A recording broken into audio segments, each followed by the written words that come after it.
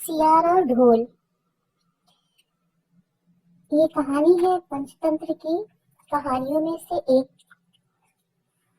समय की बात है जब दो राजाओं के बीच एक जंगल के पास बड़ा युद्ध हुआ।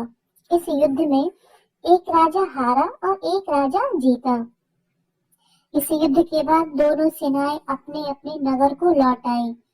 सेना का एक ढोल जिसे सेना के साथ गए चारण और भांड रात में वीरता की कहानी सुनाते थे, वो पीछे ही रह गया।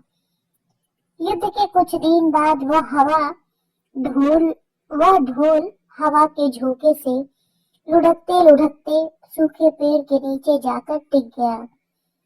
उस पेड़ की सूखी टहनियां ढोल से जब तेज हवा आती तो बार बार टकराती और ढोल से ढमाढम की आवाज बार बार सुनाई देती। उस जगह पर एक सियार हमेशा घूमा करता था। सियार ने उस ढोल की आवाज सुनी और डर गया। उसने सोचा कि ऐसा कौन सा जानवर है जो ऐसी जोरदार आवाज निकालता है। इसे तो पहले कभी नहीं देखा। वह किसी पेड़ के पीछे छिपकर उस ढोल को देखकर सोचता है कि इस जानवर के चार पांव हैं या फिर ये जानवर उड़ता है। जब एक बार सियार की छोटी झाड़ी के पीछे बैठकर उस ढोल को देख रहा था, तभी उसे उस पेड़ से ढोल पर एक गिलहरी कूदती है और धीमे से ढम की आवाज निकलती है। वह गिलहरी उस ढोल पर बैठकर दाना कुतर रही थी। सियार ने धीमे से अपने आप को कहा, ओह, ये जानवर तो कोई भयानक नहीं है। इस जानवर से मेरे को डरना नहीं चाहिए। सियार धीरे धीरे उस ढोल के पास गया और उसे सूंघने लगा।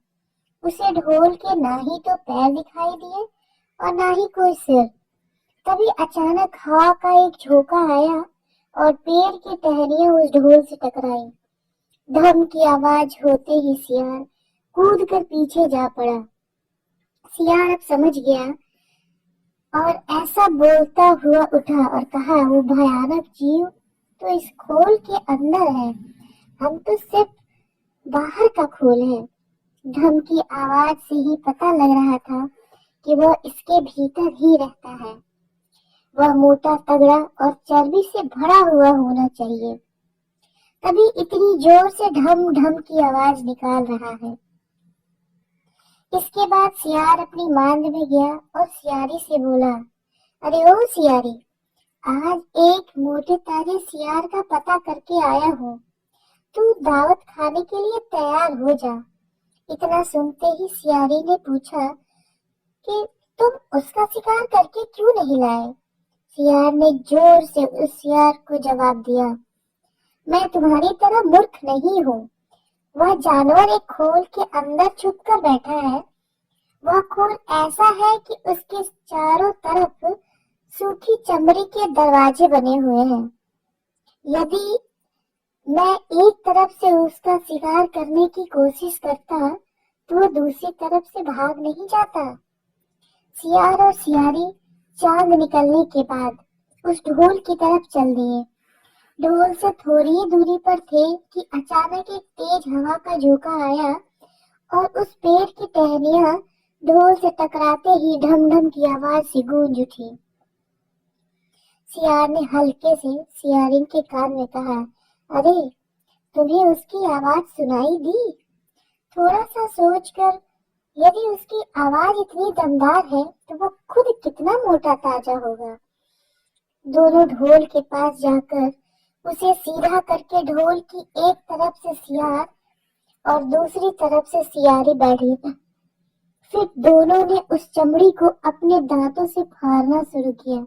जैसे ही चमड़ी फटने लगी, सियार बोला, सावधान रहना, हमें एक साथ ही दोनों तरफ हाथ डालकर शिकार को पकड़ना है।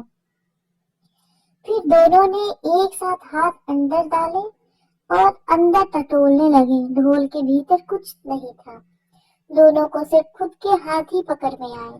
दोनों ने एक साथ चिल्लाया और कहा, यहाँ तो कोई नहीं है। फिर दोनों अपना सिर पीटते रह गए।